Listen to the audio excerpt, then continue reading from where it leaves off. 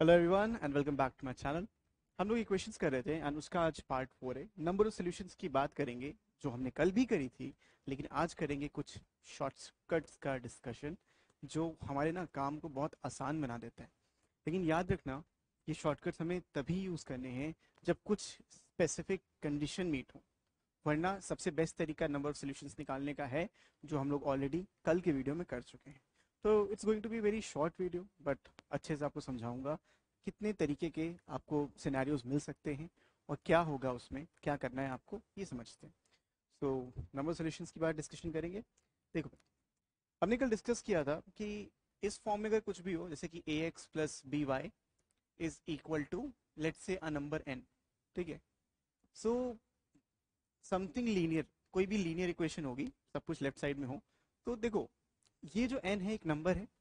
And अगर both a and b, both a and b are factors of, if both a and b are factors of n, तो जो shortcut लगेगा वो थोड़ा सा अलग होगा।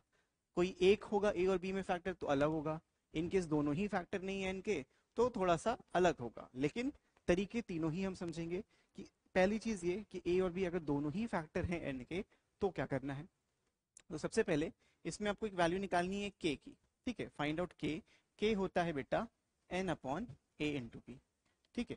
k हमेशा ऐसे ही फाइंड आउट होगा, चाहे दोनों हो ना हो, आपको k की कोई वैल्यू मिलेगी। अब क्योंकि दोनों ही फैक्टर थे तो परफेक्टली इसको डिवाइड भी करेंगे। एग्जाम्पल के तौर पे अगर मैं एक इक्वेशन ले लूं, let's take equation 2x plus 3y is equal to 90, ठीक है। एग्जाम्पल के तौर पे हमने ये इक्वेशन ले ली।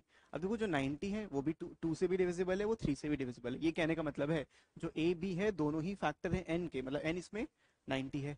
आपको निकालना है k, ठीक है। आपको निकालना है k होगा 90 अपॉन 2 इंटू 3, जो एग्जैक्टली मैं अभी यहाँ पे कर रहा हूँ। नंबर्स के साथ समझने में ज्यादा आसानी होती है। तो भाई ये ओके आ गया आपका 15। तो एक बार k की वैल्यू आ गई, इसके बाद हम नंबर ऑफ सोल्यूशंस का डिस्कशन कर सकते हैं। तो देखो नंबर ऑफ सोल्यूशन जो होते हैं वो दो तरीके के होते हैं। नंबर ऑफ सोल्यूशंस आपसे दो तरीके से पूछे जा सकते हैं। एक हो सकता है भाई आपसे बोला गया हो कि नॉन नेगेटिव इंटीग्रल सोल्यूशन बताओ, नॉन नेगेटिव इंटीग्रल सोल्यूशंस, ठीक है। एक चीज तो ये पूछी जा सकती है, बट ये भी हो सकता है वो आपसे सिर्फ पूछें कि भाई पॉजिटिव सोल्यूशंस बताओ। पॉजिटिव सोल्यूशंस में जीरो इंक्लूड नहीं होता, ठीक है। पॉजिटिव सोल्यूशन में कोई अगर वैल्यू जीरो आ रही है वो इंक्लूड नहीं होगी। फॉर एग्जाम्पल जैसे मैंने एक्स को यहाँ पे जीरो रख दिया, स्टिल वाई को मुझे 20 मिल जाएगा, एक इंटीग्रल मिल रहा है, तो वो नॉन नेगेटिव सोल्यूशन है, वो पॉजिटिव सोल्यूशन नहीं है, ठीक है। सो अब देखो जो भी के की वैल्यू यहाँ पे आई, जैसे 15 इस केस में आई, तो जितने भी नॉन नेगेटिव इंटीग्रल सोल्यूशंस होंगे वो होंगे बच्चों k+1। Non negative integral solution will always be k+1, and जो पॉजिटिव सोल्यूशंस होंगे वो आपके सीधे सीधे k-1 हो जाएंगे।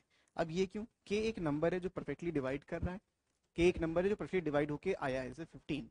तो इस केस में जो नॉन नेगेटिव, ये जो आंसर आएगा इसका, इसके जो नॉन नेगेटिव सोल्यूशंस होंगे, नॉन नेगेटिव सोल्यूशंस, ये हो जाएंगे 15+1 विच इज 16 सोल्यूशंस, ठीक है। यहाँ से आपको 16 सोल्यूशंस मिलेंगे। और जो पॉजिटिव सोल्यूशंस आएंगे वो आएंगे 15-1 दैट इज 14 सोल्यूशंस। तो ये 14 क्यों हो गया, क्योंकि एक एक बार x जीरो हो रहा था, एक बार y जीरो हो रहा था, तो दो डिफरेंट ऑर्डर पेयर थे, वो वहां से हट जाएंगे, तो इसलिए आपके पास डिफरेंट नंबर ऑफ सोल्यूशंस यहाँ पे बनेंगे, ठीक है। आई होप आपको ये चीज समझ में अच्छे से आई होगी। तो ये था हमारा पहला शॉर्टकट। तो इस पे जितने भी आप क्वेश्चंस करो, अभी हम क्वेश्चंस भी इस पर और करते हैं, बट इस तरीके से रहेगा। You can try this question, pause the video यहीं पे एंड ट्राई करो ये वाला question. 3a plus 5b is equal to let's say 75, ठीक है। ये नंबर 3 से भी डिविजिबल है और 5 से भी डिविजिबल है। तो सबसे पहला काम क्या करना है, आपको k निकालना है। k मतलब 75 अपॉन 3 इंटू 5। तो आपको k मिल गया यहाँ पे 3 5 15, k मिल गया आपको यहाँ पे 5, ठीक है। तो जो नॉन नेगेटिव सोल्यूशंस आएंगे, non negative solutions is equal to 6, और पॉजिटिव सोल्यूशन जिसमें जीरो इंक्लूड नहीं होता है वो आ जाएंगे 4, ठीक है। पॉजिटिव सोल्यूशन जिसमें जीरो इंक्लूड नहीं होता है वो आ जाएंगे 4, ठीक है। आई होप आपको ये बात समझ में अच्छे से आ गई होगी।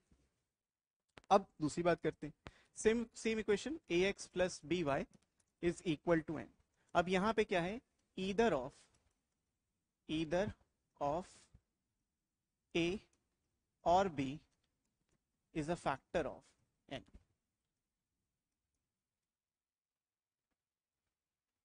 ठीक है, अब मतलब दोनों फैक्टर नहीं है तो परफेक्टली डिवाइड भी नहीं होगा, still process remains the same. आपको निकालना क्या है, आपको अभी भी के निकालना है, आपको के निकालना है। के आपका आएगा कैसे, सिमिलरली वैसे ही आएगा भाई, एन अपॉन ए इंटू बी, एन अपॉन ए इंटू बी। अब देखो जो के होगा वो डेसिमल में आएगा, जो भी के होगा वो डेसिमल में आएगा, तो हमें ना उसको सिर्फ इंटीग्रल पार्ट लेना है, डेसिमल को इग्नोर करना है। जो भी होगा आपको इंटीग्रल पार्ट लेना है, डेसिमल को इग्नोर करना है। ऐसा क्यों करते हैं अभी बताता हूँ, डोंट वरी। जैसे कि अब इसके बाद जो नंबर ऑफ सोल्यूशंस आते हैं, number of solutions that will be वही दो तरीके से, एक होगा भाई आपका नॉन नेगेटिव इंटीग्रल सोल्यूशंस, एक होगा आपका पॉजिटिव सोल्यूशंस। तो ये जो नॉन नेगेटिव होंगे ये तो भाई के प्लस वन होंगे, this value will be k plus one only, and जो पॉजिटिव सोल्यूशन होंगे ये के होंगे। इग्नोर द डेसिमल, याद रखना we have to ignore the decimal point. ठीक है, हमें यहाँ पे डेसिमल पॉइंट को इग्नोर करना है, उसी केस में आंसर मिलेगा। फॉर एग्जाम्पल एक क्वेश्चन कर रहा हूँ कि जैसे ये लिखा है 2x plus 3y is equal to 40। अब यहाँ पे तुम नोटिस करो कि x इसका एक फैक्टर है, ये जो 2 है वो 40 का फैक्टर है, बट 3 नहीं है 40 का फैक्टर। सो इस केस में ये वाला लॉजिक लगेगा। तो यहाँ पे आपको k निकालना है, k is coming out to be 40 divided by 2 into 3। ठीक है, k is equal to 40 divided by 2 into 3। अच्छा इसमें ठीक है, okay, I hope this is clear. तो इसके बाद नोटिस करो भाई, ये वैल्यू आपको मिलेगी 6 पॉइंट समथिंग, 6 आ रहे हैं, 6 पॉइंट समथिंग मिलेगी। सो आपको ये इग्नोर करना है, पॉइंट वाला जो भी वैल्यू है इग्नोर कर दो। तो आपके जो नॉन नेगेटिव सोल्यूशंस होंगे, नॉन नेगेटिव इंटीग्रल सोल्यूशंस, ये हो जाएंगे 6 प्लस 1 विच इज 7। तो डेसिमल पॉइंट का इग्नोर करके जो भी आ रहा है वो लिखो, और जो पॉजिटिव सोल्यूशंस होंगे दैट विल बी 6 ओनली। तो जितना है वही होगा, एक कम हुआ। देखो टोटल नॉन नेगेटिव में 7 है लेकिन पॉजिटिव में 6 हैं। इसका रीजन क्या है कि एक ही ऐसा सेट होगा जो उसको परफेक्टली डिवाइड करेगा, जो इंटीग्रल वैल्यू देगा। जैसे कि अगर मैंने y को 0 रखा तो x तो 20 मिलेगा, लेकिन अगर x को 0 रखा तो y को इंटीजर नहीं मिलेगा, तो इसलिए वो वाला सिर्फ एक ही सब्ट्रैक्ट हुआ। पिछले केस में 2 सब्ट्रैक्ट हो रहे थे। ठीक है, आई होप ये चीज आपको अच्छे से समझ में आ रही होगी बिना किसी दिक्कत के। अब देखो इसमें ना एक क्वेश्चन और करते हैं, जैसे कि हाँ ये वाला है, नहीं ये तो नहीं है, जस्ट सेकेंड। ओके देखो, अगर यहाँ पे क्वेश्चन इस तरीके से आया कि 2a plus 4b is equal to 60, 2a plus 4b is equal to 60, ये चीज आई लिख के, तो यहाँ पे कितने सोल्यूशंस बनेंगे।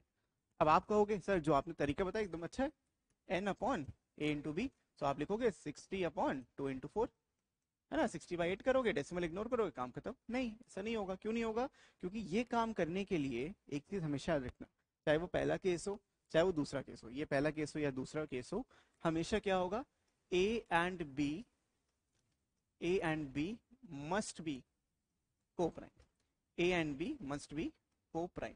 अब को प्राइम का मतलब यहाँ पे क्या होता है कि दोनों में कोई भी कॉमन फैक्टर एग्जिस्ट ना करे।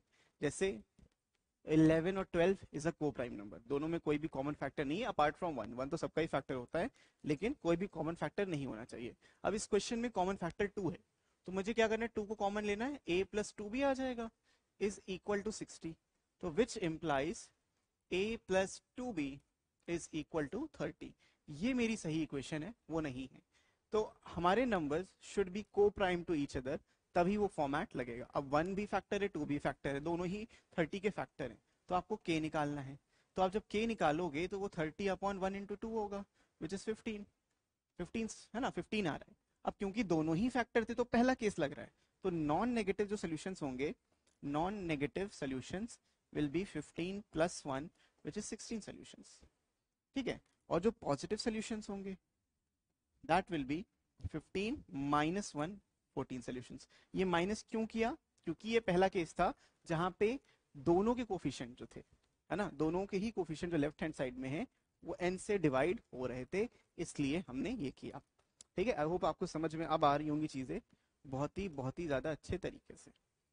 ठीक है, तो भाई एक लास्ट चीज करते हैं कि जब ये भी लिखा हो ax plus B Y equals to n and none of A और बी, नन ऑफ ए और B is a factor of N, मतलब दोनों में से कोई भी फैक्टर नहीं है एन का, तो क्या करना है, तभी के निकालना है, के होगा एन अपॉन ए इंटू बी। तो जब आपने के निकाला आपको कोई डेसिमल वैल्यू मिलेगी, है ना, तो you will get you will get you will get के पॉइंट समथिंग समथिंग, इस तरीके से मैं लिख दे रहा हूँ, के पॉइंट समथिंग मिलेगा।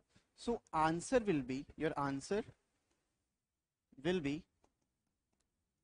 ईदर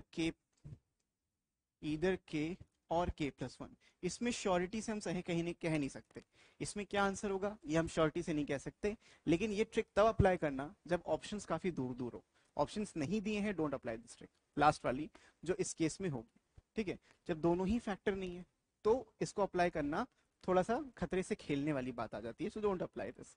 अच्छा, एक चीज इसमें और समझना, दोनों ही फैक्टर नहीं, answer will be either K और के प्लस वन, ठीक है।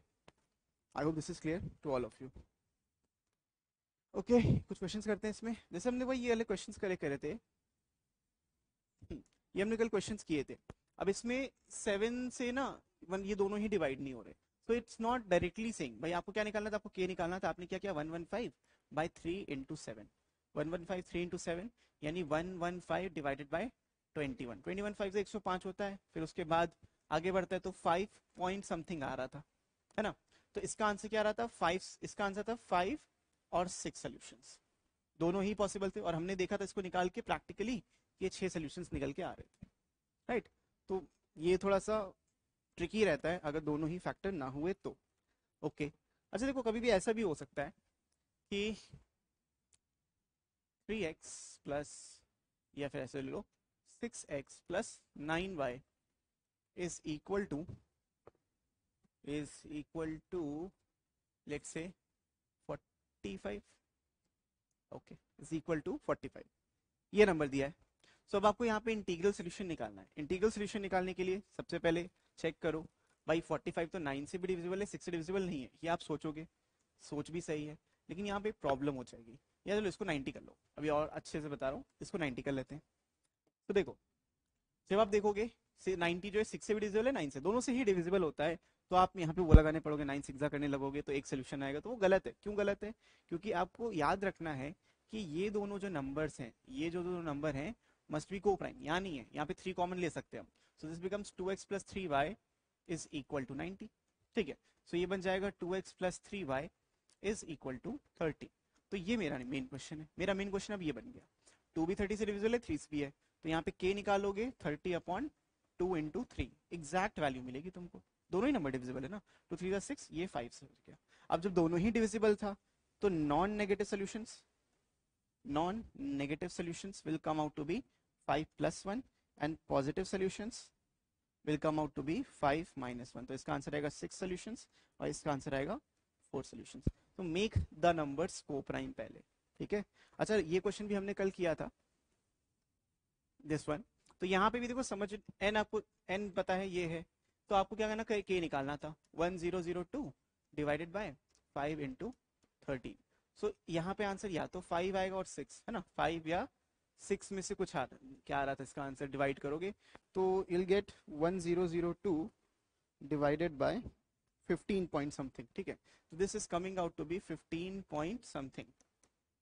तो इसका जो आंसर होगा अगेन ईदर 15 और 16, और हमने इसको बाय डिफॉल्ट करके देखा था, इसका आंसर 15 आ रहा था। तो it is no way of saying कि कौन सा आंसर कंफर्म होगा, बट एमसीक्यू में ही हेल्प करता है अगर ऑप्शन दूर दूर है तो, वरना बेसिक मेथड से जाएंगे, ये क्वेश्चन हम लोग ऑलरेडी कर चुके थे, ठीक है। तो भाई ये है पूरा का पूरा इन सिंपल इक्वेशन से चीजें रिलेटेड।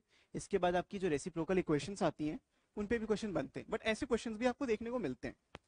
देखो 3x plus 9y equals to 1084, अगर आप बोलोगे इसके नॉन नेगेटिव इंटीग्रल सॉल्यूशंस, तो ध्यान से नोटिस करो, ये लिखा है भाई 3x प्लस 9y और इधर है 1084। आप चाहोगे कि यहाँ पे इसको को प्राइम करना, तो 3 कॉमन लोगे तो x प्लस 3y आएगा and it is equals to 1084।